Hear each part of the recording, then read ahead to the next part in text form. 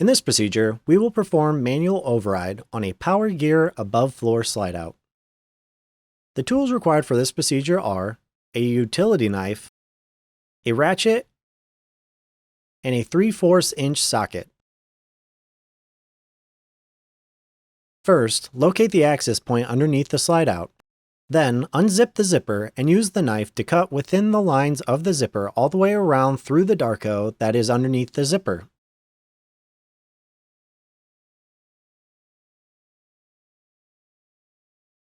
Next, pull the flap back and cut the linoleum inside the 5-inch access hole that will be in the floor.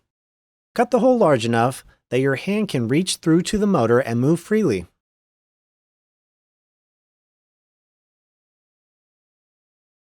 At the motor's rubber boot, pull the bottom lever back to the left, and then pull the top lever down to disengage the brake.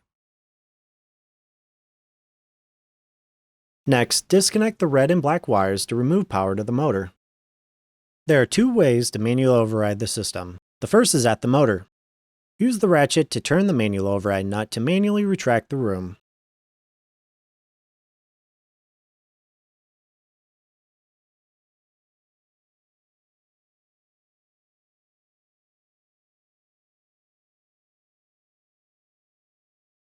The second option is, with the help of additional people, push the room in from the outside of the unit.